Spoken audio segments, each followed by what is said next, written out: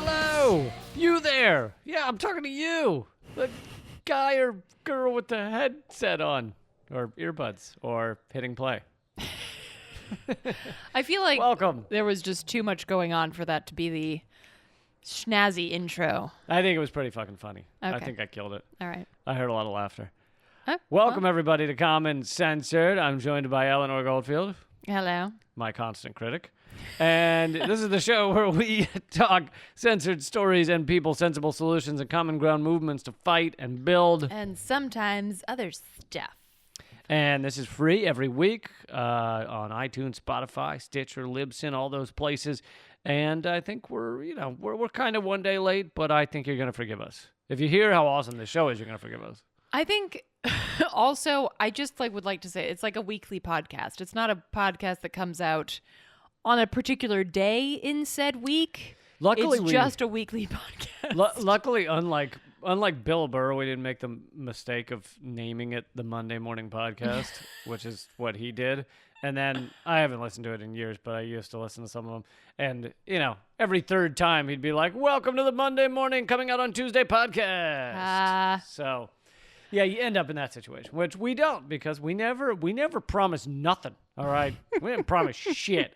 You just back the fuck off. And I think when we started the podcast, we were recording on a Sunday, and now it just inched a little. But look, it's episode 156, okay? The point Shit is, moves in the real world. The point is, at some point in the week, it tends to come out. It happens. It's the same with when you swallow a penny. At some point within the week. Oh, it comes out. Comes out. Got it. I sometimes critics, sometimes just the voice of the audience asking me to explain my joke. That's Look, it's been a long day. And if I weren't your critic, how would you know when you really have a zinger? That's all I'm saying. I have never not had a singer. Okay, let's get into it. We got a lot of we'll talk a little about Israel, although I don't think we're going to spend and Palestine. I don't think we're going to spend that long on that because we talked about it. I've talked about it on live stream. Also, Graham Elwood and I are going to do a Cold Government Secrets on it. So you're getting plenty of Israel coverage and Palestine coverage. I've talked about it as well. And Eleanor has talked about it as well. So we might keep that a little short, but we actually will get to a little bit coming up. So don't worry. Yeah, real quick, I just wanted to share something interesting. It's kind of been making the rounds on Instagram and the Twitterverse, and I'm sure the other social media platforms that I don't know how to use or what the fuck they're called. Tick schmuck. Tick-a-doodle-doo. Tick schmuck is the name. Yes, it's just douchebags. So this kind of the name that it's been given is like a paper strike, which is basically it signs taped to fast food restaurants, windows and things like that across the country, basically challenging the idea that, quote, no one wants to work, and calling out the real reasons for worker shortages. Can I just give you a little clarity? Is that I know many of you don't watch the mainstream media, but many of them have been putting out these reports on how the job increase has been lower than usual, and it's because people don't want to work anymore because they got a $1,400 check, and apparently that's going to last them for their whole lives, and so now they don't want to work anymore. So this has been the Wall Street Journal talking point. Or that unemployment is paying them better than their jobs, right. And that's not the job's fault somehow that they don't pay a living wage. It's a lot of mental gymnastics, drunken mental gymnastics. Ironically, even if that were true, which we're going to get into why it's not true, but even if that were true, aren't they kind of saying, look, this is a miserable existence and you have to be forced into it? Which is not really the sales pitch of America.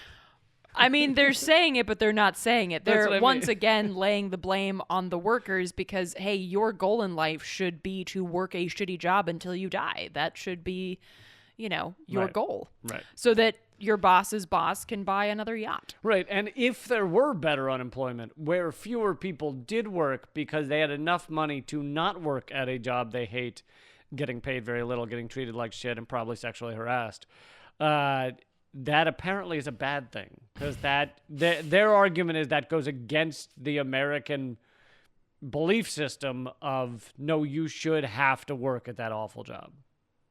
Yeah. Well, and so some of these signs that are taped to these establishments, some of them are pretty simple, and they just say,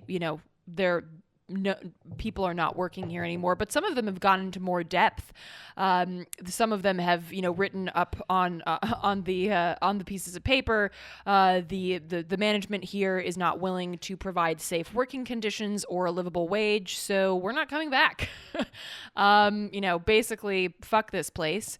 And some of them have, even thrown in the whole capitalist structure and thrown that under the bus and said, look, this establishment is closed because of the machinations of capitalism, and if you don't like it, then we should do something about that, and then maybe you can get your burger.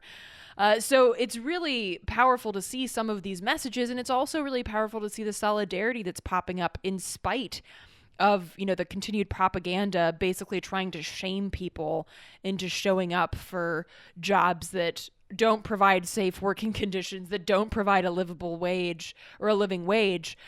So I definitely encourage folks, like whatever labor rights groups are in your area, connect with them and really show solidarity with these folks who are, again, trying to be shamed into serving up fries for $7 an hour in the midst of a pandemic. Well, right, and so those people like the Wall Street Journal and the business community, which means the dickbags at the top, those people who are saying, look at what you did by giving the people some form of extra unemployment or some form of a check in the mail.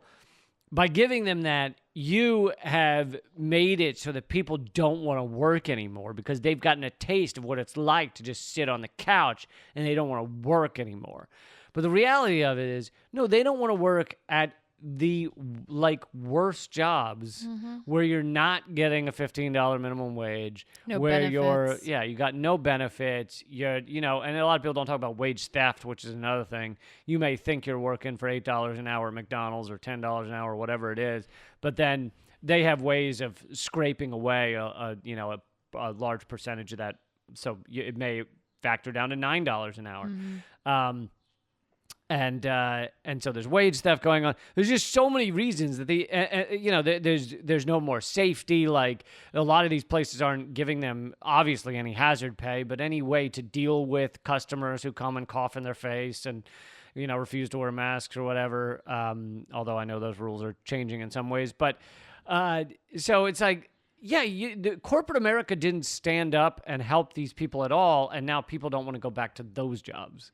Right, exactly, and that it's a very important distinction to make, and it offers up the opportunity to really hammer home the need for a wage that is fair. And that's the other thing too. Like, I'm trying to move away from the living wage thing, because a wage that just allows you to survive, that's not good enough. Right. Because we should be demanding things that allow us to thrive, not just barely scrape by with 3 fucking jobs, living in a basement studio apartment under a fucking dive bar. Like, we should be demanding something that allows people to have lives. A good time. Right. It should be a good time wage. So right now we got dying wage. Right. They're fighting for living wage. So really we should be talking about a fair wage. And what does fair mean? Of course, that could be different to a lot of folks depending on your situation too. Like, if you have kids, it would be something that allows you to ensure that there's childcare, which, by the way, should be fucking free. But I did hear at Arby's, they do give you an hour break, and there's a room in the back where you can have the kid. And then you get back to work. And then get back to work. But they put a nice little room in there. Oh, well, that's nice. Yeah. Like a little beanbag situation. Yeah, a little beanbag chair, yeah. That's nice. So really, what does a fair wage look like? And by have the kid, I meant birth the kid. I assumed. Not like not procreate. Put the kid. Not like you have the kid in that room. Oh, I thought, okay. Like you put the kid in that room. Right. Yeah. There was Birth the kid. a really funny my mom has this book because she oftentimes, well, not, I wouldn't say oftentimes, but she sometimes says shit wrong because English is her second language, or like her third or fourth or whatever. And so she bought this book of like funny mistranslations, and one of them was a sign translated from I don't know what language, but it just said, "Women are encouraged to not have children at the bar." And I'm like, yeah, that would be awkward for everyone. You might want a drink to take the edge off. I feel like, I've always thought that there's not enough drinking at births. Like, come on, by everyone involved. Like the kid gets a little bit of a buzz, so maybe they scream less on the way out. You feel better. The people around you are less stressed. I think it's a great time for a cocktail party. I think people that do the tub births, I think that should be filled with like vodka Jello. Ew. I don't know that being birthed into vodka Jello is necessarily a good idea, but hey. Your body, your choice. I think we're all glad that Lee can't give birth. But can I direct births? No, you cannot. Not unless some poor sod says you can. But yeah, so, moving away from living wage and talking about a fair wage, because we really need to be fighting for something that allows us to thrive and not just fucking scrape by the skin of our teeth. All great points. Well said.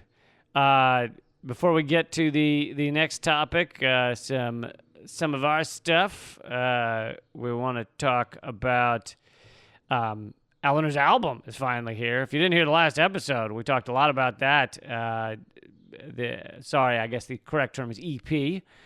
3 new songs, 2 spoken word. You got to check it out. The best place to get it and support Eleanor and her art is at artkillingapathy.com. Just scroll down to No Solo is the name of the album/EP. And so scroll to no Solo. You can click buy, and it's recommended donation of $6 or above, whatever you feel is fair. And that's where you can grab it. Thanks. And the Liberapay members who are owed an album, because some of the tiers of our membership say you get it for free. You got to email us because Liberapay is anonymous, but we would love for you all to show up and sign up. So that's liberapay.com/LeeCamp, LIBERAPAY.com/LeeCamp. We have no ads for anything on this show. We're not supported by anyone except for you guys. So that's LIBERAPAY.com/LeeCamp. And you had a note about our Solidarity Fund. Yeah, just a really quick note here. So we've actually 2 notes. For those who aren't aware, during our live streams, which are on Sunday evenings, we do a fundraiser for our Solidarity Fund where folks who are watching donate money, and folks who are watching can email us at commoncensored@protonmail.com and ask for some support. And so 2 quick notes about that. One is that it's not like an immediate thing. I've had some people like email, and I totally get it. I'm not like trying to give you shit. I've had some people email and be like, hey, just wanted to make sure you got my previous email. I totally have. It's just that the fund, like, we're not quite like an ATM. So the requests will come in and we will address them as soon as we can, but it might be a few days. So just understand, like, I get that sometimes you need funds immediately, but we can't promise that we will get to them immediately. The second point I can totally relate to, but y'all really don't need to feel bad for asking for some support. In a system that valued liberation and justice and life, we wouldn't be in these situations anyway.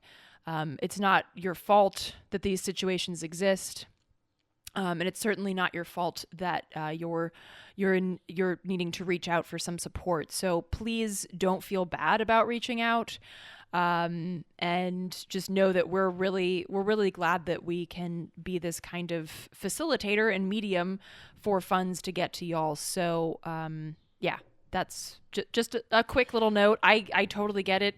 as someone who was homeless and very poor when I moved to LA, I totally get feeling bad about reaching out, but just know that it's not a bad thing. It's a beautiful thing, and we're glad to be able to create this little niche community. So, if you'd like to donate to help go towards, for that money to go towards those who are struggling and need help, you can do that on Venmo at Lee Camp. All of the donations that come in on Venmo at Lee Camp are paid forward to those who email commoncensored@protonmail.com and say they need some help. So that's Venmo at Lee Camp if you wanted to donate to that effort. We have a live stream on Sunday. Keep an eye out for that, Sunday nights. And Eleanor's movies at hardroadofhope.com.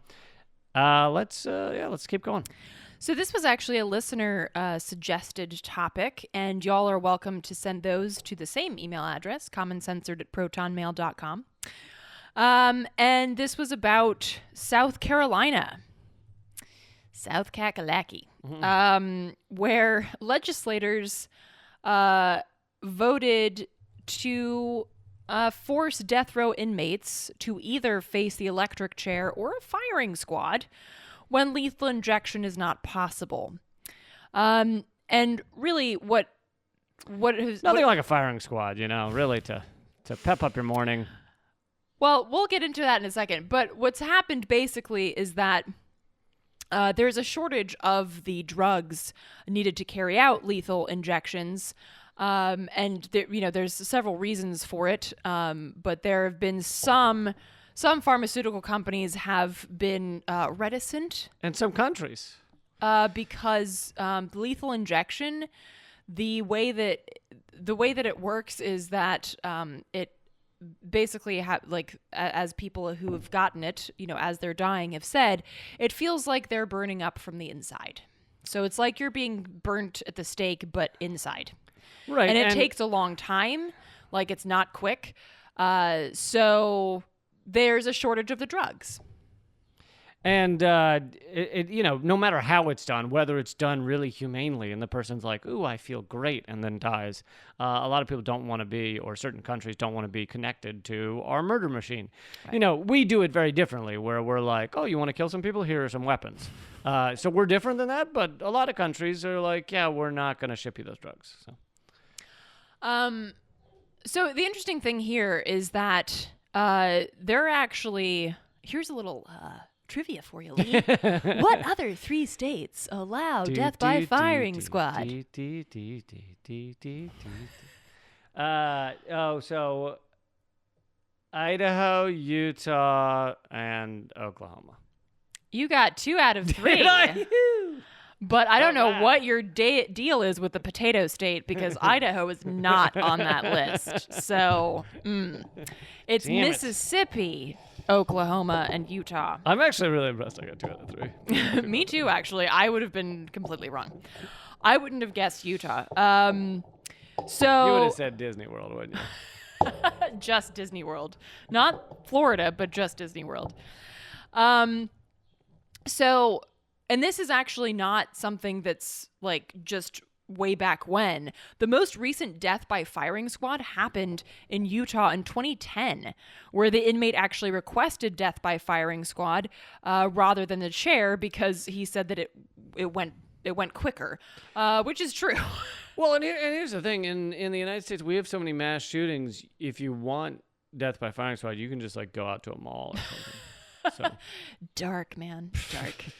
I just had this image of a fucking just prison guards wandering around a mall with a prisoner waiting for some mass shooter. That's a Black Mirror guiding episode him toward, right there. Then they hear the popping off in the different store, and they're like, "Forever Shit, 21, Forever 21." They run him over there. Oh my God, Are we getting too dark? You know what you should do? You should message the it's at the elementary school. We got to get to the elementary school. The creators of Black Mirror on that one. Yeah. So yeah, this is something that is crazy to fucking think about. But I think like, and I'm not actually sure how the listener was, the listener suggested this story and said that this is disgusting. I'm not sure what angle they were coming at, so I'm not saying that we're coming at it from a different angle. But I think like the way that some people are reporting about this and the way that there's pushback from some lawmakers is like, oh my God, death by firing squad, that is so archaic and inhumane. And I'm like, so a fucking electric chair and lethal injection that takes like several minutes and you're like burning up on that's not fucking inhumane? Like, are you fucking kidding me? Like, yeah, they're all inhumane and disgusting and barbaric and animalistic, and it's pathetic. Right. Like, you're a pathetic human being if you think execution needs to still be a punishment. Yeah, and so the problem isn't like the firing squad necessarily. It's the problem that South Carolina lawmakers are like, look, we have to kill people. So if these drugs aren't available, we're either going to fucking, light you up like a Christmas tree, or we're going to take you out back and, old yeller it. Like, those are the only options, like, because we obviously couldn't stop killing people. And, fun fact, I covered this recently on my other podcast, Government Secrets. The electric chair and that whole form of execution only came about because Thomas Edison wanted to make Tesla look terrible because they had different types of electricity current that they were trying to sell to America, basically get America to switch to. Tesla had alternating current and Edison had direct current. And so Edison came up with the electric chair in order to put alternating current through it, show people being fried, and be like, this is what happens to those who get near alternating current. And he did multiple demonstrations in front of the press, starting with things like dogs, horses, and a circus elephant named Topsy. Yes, he electrocuted to death a circus elephant. If you'd like to go check that out, you can. And ultimately, they got up to an inmate where they finally got approval from some prison, I can't remember, it was Rhode Island or Connecticut or something, to execute an inmate with this. And basically, they fried him for a bit, had killed him, and the guy steps forward. Edison was working with another inventor to create this monstrosity. And that guy steps forward and said, "Behold, the electric chair, the most humane way." And that's when they realized the guy was still alive, and he started moaning, and the whole crowd gasped. And then they, cranked up the voltage even more till the point that smoke was coming out of his head. And then they decided he was actually done. I mean, it's been barbaric from day one. And another fun fact, this didn't actually work at all from a press angle, because rather than people going, oh, alternating current is dangerous, they went, electricity is dangerous. Right, and of course. It didn't actually help Edison at all. He ultimately lost. Alternating current is the law of the land now. So, yeah, which is why the way that alternating current works is that it creates a loop. That's why, like, if you put your hand in a socket or something, that's why you are stuck to it, like, because it is using you as a, what's it called? Conduit? Thank you. As a conduit to run through. Conductor? Yeah, it's using you as a conductor, which is why, like, you can't remove your hand, which is why it's so fucking scary. But that'd be the same for direct current, wouldn't it? No. Direct current would kill fewer people? Well, you can remove your hand. Oh, interesting. Yeah. Anyway, so that's why, like, hold on, I gotta stick my hand in a socket real quick. Okay. Test this out. So, and another reason that this angle is fucked is because, one lawmaker, when they were pushing back against this, said, we can't do the firing squad. That's what North Korea does. And it's like, what? Okay. So, and then of course, like, there's also reports of the United Arab Emirates using it.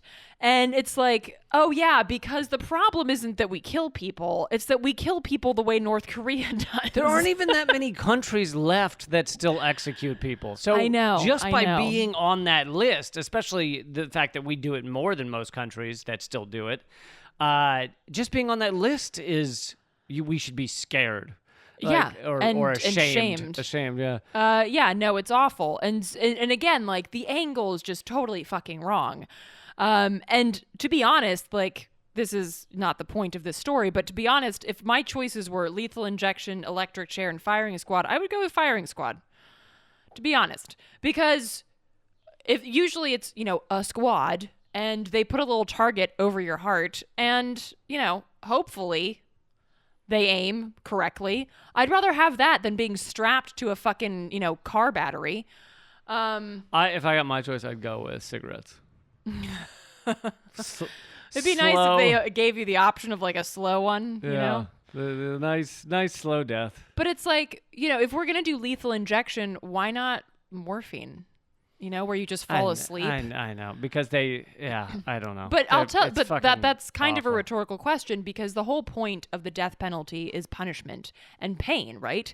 The idea of a death penalty that just allows you to fall asleep doesn't have the literal bang that these sick fucks want with the death penalty. They want it to be painful because it that's the whole point of the death penalty. Yeah, but on the average electric chair, how long is the guy in pain? Like for 30 seconds or something? I have no idea.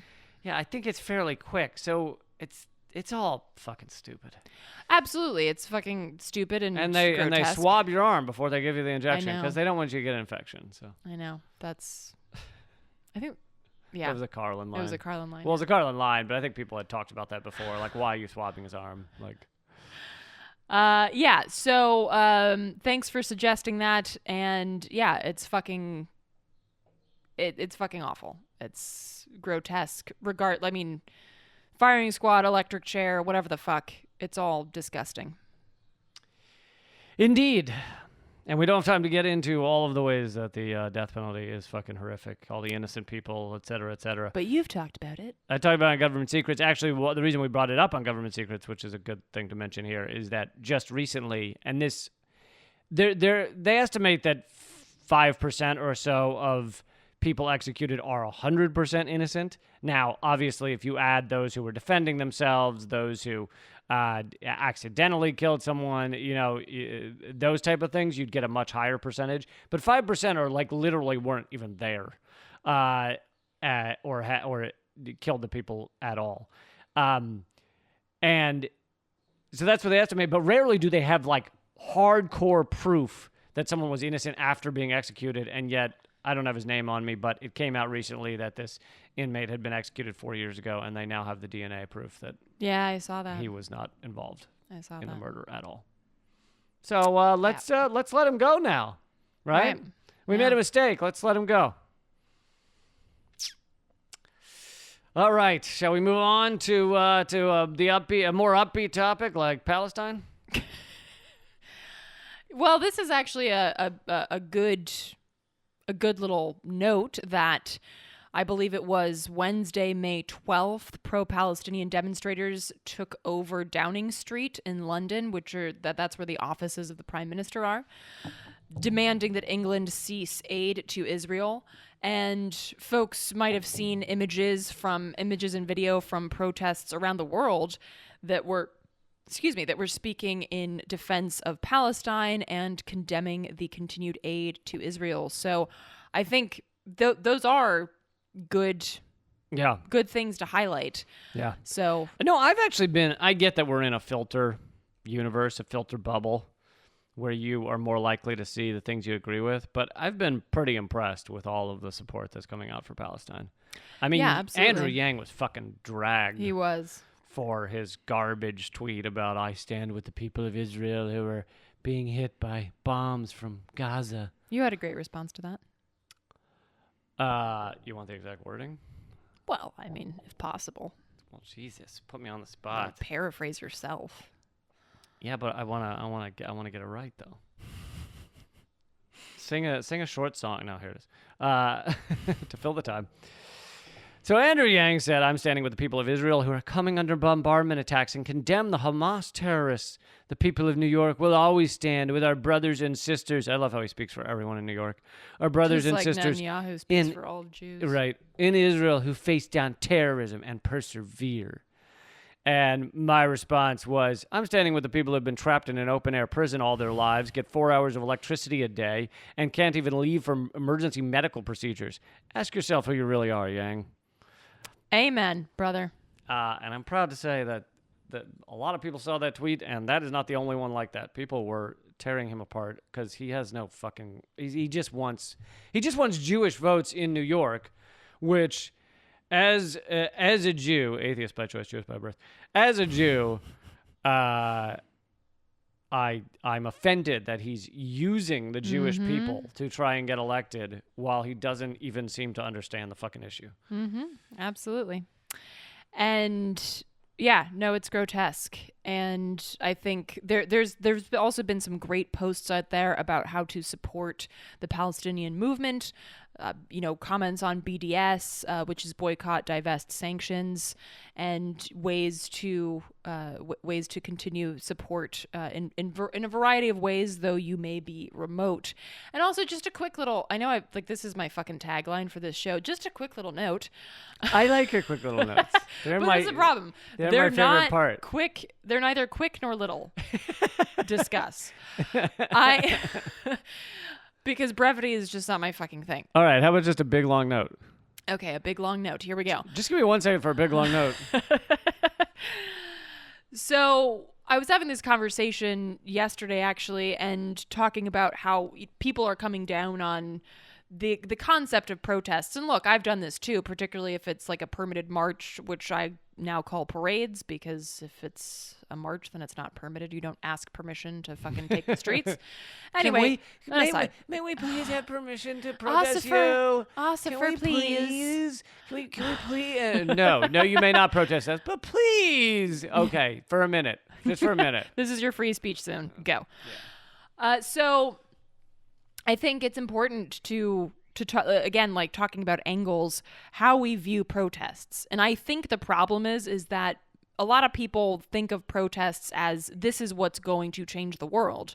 When no, to be honest, what changes the world is community organizing and direct action. So, like stopping a pipeline and organizing in your community to ensure that people aren't evicted or whatever. Those are the things that change the world. Look at protests like like a welcoming party for new people and a very overt advertisement. I don't like to use the word advertisement, right, but I think you know what I'm talking about. Yeah. Okay, like a theater performance, a theatrical performance to get your point across to people who aren't hearing it normally. Because when you're walking down a street and new people are seeing it, they might go, oh, that's interesting. I didn't know that was a thing. I'm going to look up what stop line 3 means. And even not just walking down the street, but like when, parents bring their kids to things like that, or let's say, even adults bring a friend who agreed with them but had never been to a protest. It's like, this is showing people what it is to stand for these things. Right. And to be in community with other folks who care about them, like neighbors, or like you said, family members or what have you, going to a protest together, and then that rippling outwards. And I think that the importance of that really shouldn't be diminished. And the importance of also using protests as a way to celebrate, using protests as a form of like joyful release. Yeah, isn't that funny? If they call it a protest and it's like an hour at a spot, with signs and stuff, then I'm kind of disenchanted because I'm like, this isn't really a protest. But if they were to call it a block party, I'd be like, this is awesome. Exactly. And I'd be like, I love this. That's kind of my point. Like, we should stop thinking about protests as if they were the only key to a new world. Because they're not, okay? And that's okay. Like a police, hey, police don't kill black people block party. Right. Yeah. An FTP block party. Fuck yeah. I'm all for it. And so I think that FTP is fuck the police, by the way. So I think that we have to shift our thinking about what protests mean, and then we'll not only have respect for them as a tactic in terms of welcoming in new people and letting off steam and celebrating and being in community with folks, but we'll also recognize the importance of those other tactics for being what they are. So that's just my big long note on that. I like your big long note. I'm telling you, man. Maybe we need to just change this to a show of big long notes. So, moving on. Let's see. What do we... Oh, shit. Wait, there's a little bit more. Yeah. There's a not-so footnote on this topic of Palestine. Does this count as a big long note? Another big long note? God damn it. So, no, because as soon as I say this sentence, I think we'll be done here. There's nothing I can say to follow this one up. Biden's spending plan for 2022 would give $1.3 billion more to the Israeli military than to international climate programs. Nice. And for those of you thinking like, well, okay, that's terrible, but also those two have nothing to do with each other. Actually, the military is like the most horrific, like climate-causing entity in the world, as well as the Israeli military. So it actually does have a connection, besides just the fact that when that money's going to Israeli military, it's not going to other things. But yes, I saw someone post it, and I haven't done the math, but this sounds about right to me, that the U.S. government pays Israel $10 million a day to support their apartheid state, to support the oppression of the Palestinians, to support their ridiculous military that's only seems not ridiculous when in comparison to ours. $10 million a day, yet they can't guarantee Americans $15 minimum wage. Yeah, nor can they guarantee a livable future because they're too busy by proxy oppressing Palestinians. So, yeah. Important thing to highlight, not just because it's Biden, but also because it really highlights the priorities of the U.S. empire. At least we know our priorities. That's true. At least we're clear on that. So you mentioned a second ago about protests against pipelines. This, I actually I don't know that this counts as a protest because I think they did it. It's ransomware. I think they're doing it for money, but it's still kind of amazing. Yeah. So, well, if you're in the South, then I suppose you're not enjoying this right now, but it could be a moment to reflect on how fragile our society is. Okay, well, there is that. Hey, I'm trying to make lemonade over here.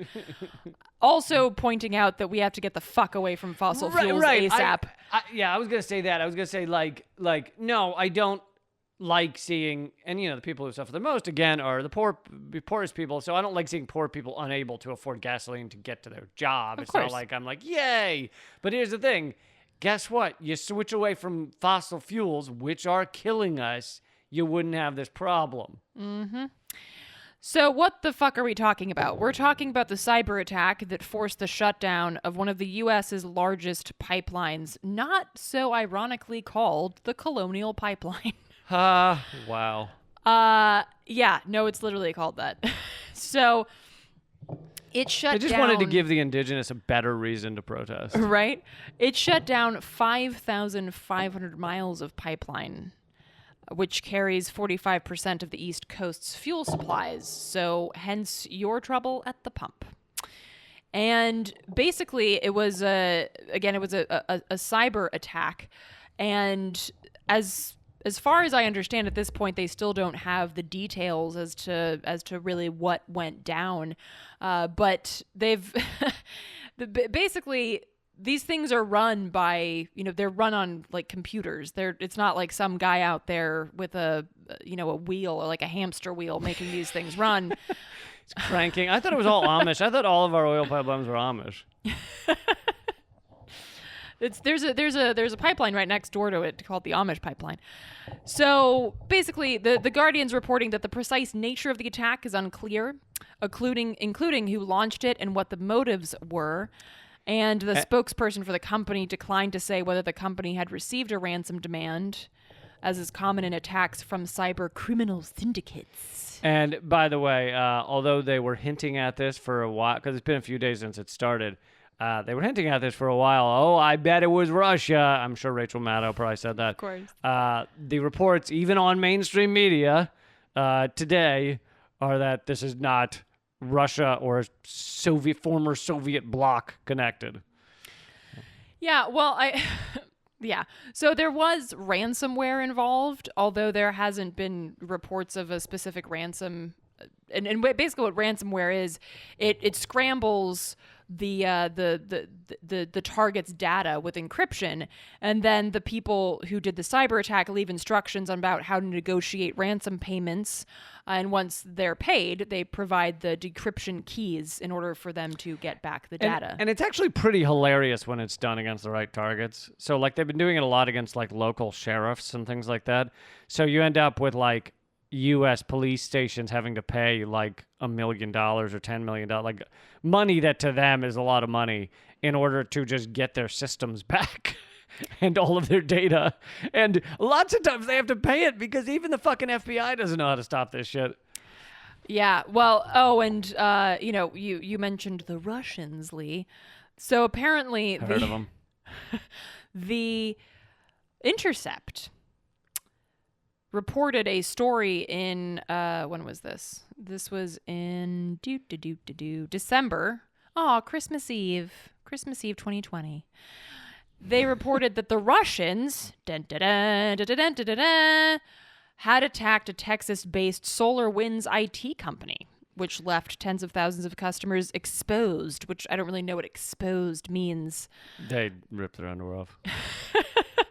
So, but basically the Intercept was saying that it was the Russians. So, But by the way, the Intercept, I think we've talked about this before, but they're like, it really depends on which journalist you point to at the Intercept. Some of them, there's like 2 that do good work there, but in general, there's all this like standard kind of MSNBC anti-Russia kind of garbage that they've been putting out as well.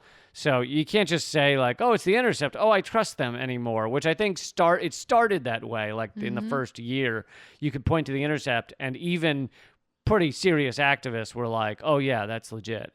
And now it's like the Intercept. Well, hold on. Yeah, Is it exactly. garbage? Is it James Risen? Or? Well, and the line here, sorry. Ooh, excuse me. Did you just sing a burp? That was crazy. That was that shows what a talented singer you are. That you just burp like song tunes. So the line of this article that ties it to Russia, get ready everyone, quote, government officials have linked the hack to Russia, end quote. And done. That's done. All we need. I just need to say, all I need is something that says Russia did it -CIA. And I'm like, there you go. There is literally no other commentary about how they know that it was Russia or any of that shit. I mean, even the New York Times now is like, we got an email from, it was CIA@gmail.com, and they said Russia. So. Mm-hmm. Oh, I'm sorry. They do mention Russia again. I apologize. They asked someone named James Lewis, who's a former government official who oversees cybersecurity programs at the Center for Strategic and International Studies, who said, quote, it's so many people in the government attributing this to Russia, you wouldn't get that sort of statement if there wasn't something there, end quote. Right. Because Russiagate wasn't a thing that happened. I know. We've only been doing this for 4 years, right. This fake garbage. But yeah, you would never see such a thing. My favorite was when I just happened to flip it on. It was like Rachel Maddow, who I almost never watch, but I will watch sometimes to trash whatever garbage she's doing.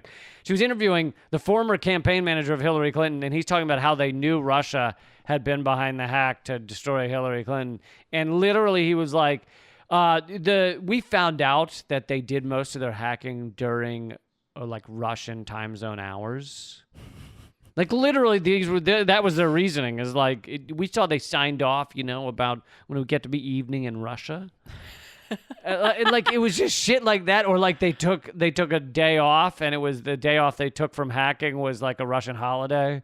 Like it's amazing the shit that these clowns will talk about.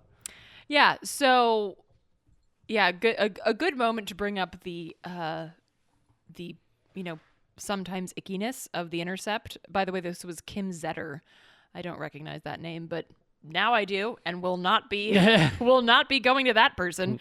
But anyway, kind of circling back to the colonial pipeline. So this is basically this is prompting a lot of people to talk about the cybersecurity in the United States and how we have to bolster it against the attacks of these nefarious Russians or Russian friends, I guess, who are people who care about the environment. So though it's unclear who did this, what their goals were in terms of demands or what have you. They may have just been guessing, but some interview I saw, they were talking as if a ransom request had been made. So maybe, well, this I article don't know whether is they from, were just theorizing. Hold, please. This article is from Saturday, May 8th, so there very well may be So maybe updates. they have put out the ransom, yeah. Yeah, so if there are updates, I apologize. I have not been up on those. Although that'd be great if there was like a climate activism group that was like, we've stopped this pipeline to protect the planet or give us money. I know. we have to buy gear for all the tree sits and shit. Right. So, yeah, but those poop buckets don't make themselves. We need more sawdust. So, yeah, this is interesting news, if nothing else. And again, it really shows the fragility of our society when it's tied to something as destructive, as horrifically, what's the word? Outdated? Archaic? Antiquated as fossil fuels. So we have to do better. I'm going to go with outdated. I like outdated. Great. You do that. You fly that flag. We really have to fucking do better. And it's not because of the Russians. We have to do better because planet. Very true. Very true. Yeah. You know, the Russians have stopped using fossil fuels too. I'm for that. If there's a report Maddow could do. Russians have stopped using fossil fuels. Would you think she'd cover that? You know, you just have to put the same amount of stank on the word Russians. But yeah. Russians. The Russians. You know they're dying to say the Soviets. But I'm surprised they don't slip up more often. Jeremy Scahill put out a tweet. Speaking of The Intercept, you know, Scahill's been slipping the past few years. But anyway, he put out a good tweet that was he did a search on Rachel Maddow's website or whatever, like the MSNBC website for her show, and you can search for segments from her shows. They search the whole transcript, so there's not just the title of the segment, there's a whole transcript.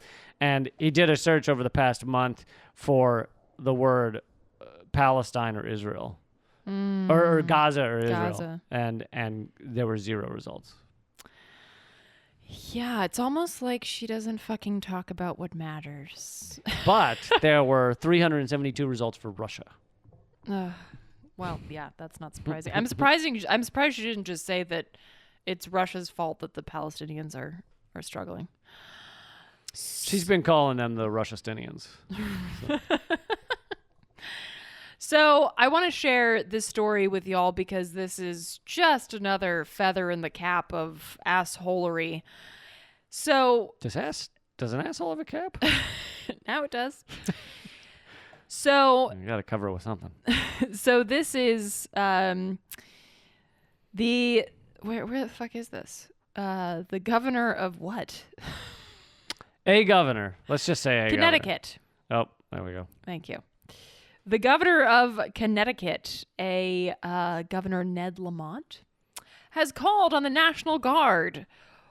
Pray for what, you might ask? Well, the governor is asking for the National Guard to be at the ready because people who work at a nursing home are going on strike. Potentially. What in the fuck? So, beginning... You're gonna shoot elder care aides? Yeah.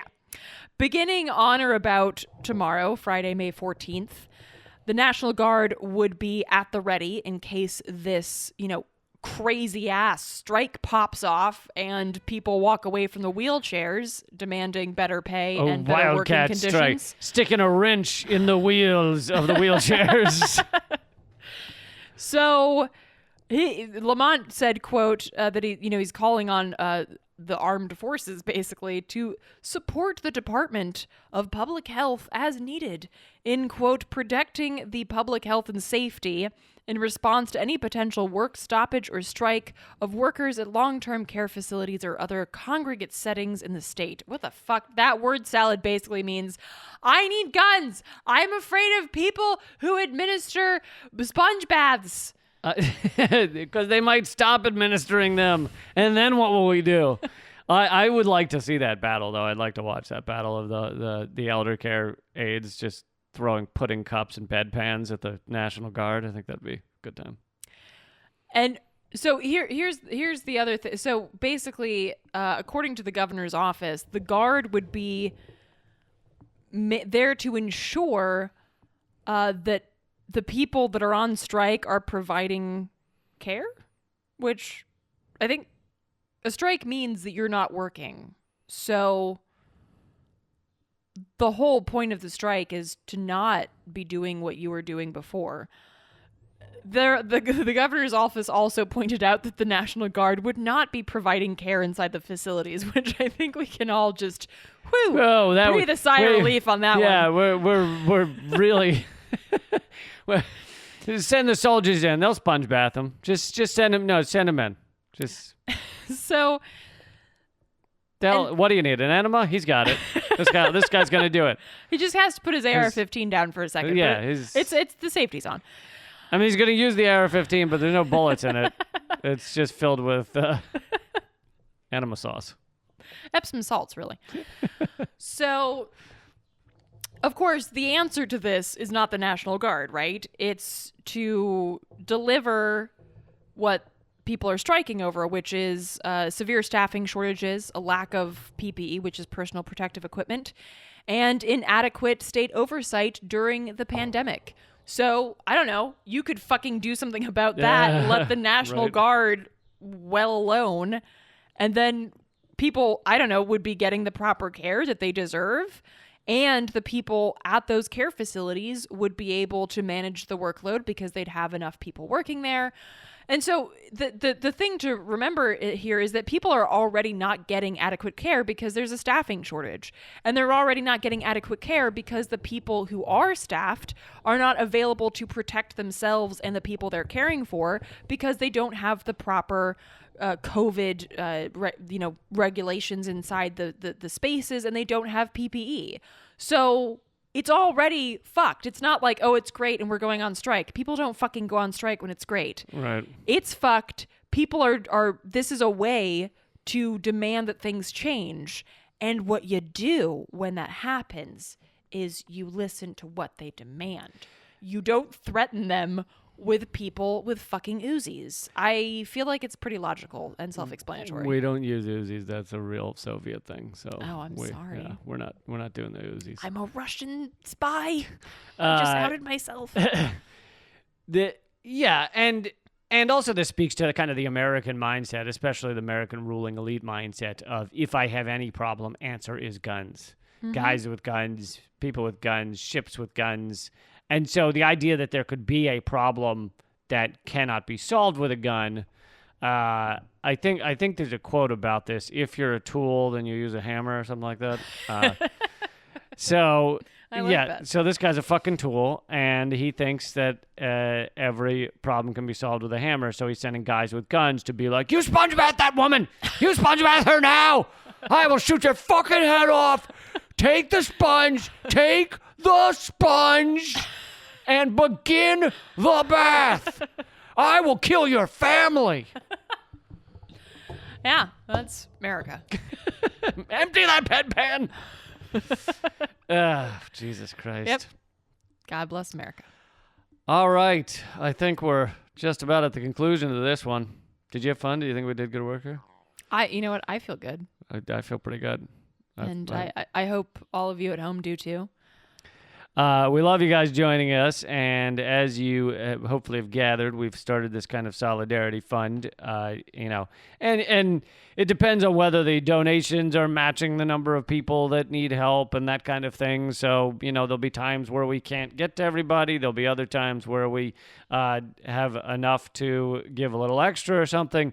So if you wanted to donate to that, you can do it on Venmo at Lee Camp. Is the Venmo account. All of those donations will go to help people who are struggling right now. And if you are struggling, you can email commoncensored@protonmail.com. You can also email there if you have questions for us or anything. But bear in mind that the help we're giving is, $50 to $100. It's not thousands of dollars. So emailing us and saying that you need to replace one kid with another kid, and he has to be flown in from the Philippines, and it's a whole adoption situation, then we're not going to be able to get to that. So. For many reasons, actually. So, but thank you guys, and you got to get Eleanor's album. If you want to hear a taste, you're welcome to listen to a taste of it on Spotify. It's called No Solo. Look up the name Eleanor Goldfield. But please purchase the album, because Spotify gives nobody nothing, and it does not support her or her work or anything. So go to artkillingapathy.com and scroll down to No Solo. Yeah, thank you. And did you get your stuff? I know. I want to make sure that you're not just... Did I get my stuff? Pedestaling me over here. Redacted Tonight, Government Secrets, Moment of Clarity. Lee Camp, well, the key thing is it's all at leecamp.com, although leecamp.com is a brand new site, so that's exciting. Woo! There's still some glitches, so that's not exciting. So you can go to leecamp.com. We're trying to get any glitches worked out, so if you open a video and it doesn't play or something, don't worry, we're working on it. But yeah, it's all at leecamp.com. We have a live stream coming up on Sunday. The best way to find out about those is to join our email list by texting the word redacted to 33777. Thank you, guys. Until next time, act out. Keep fighting.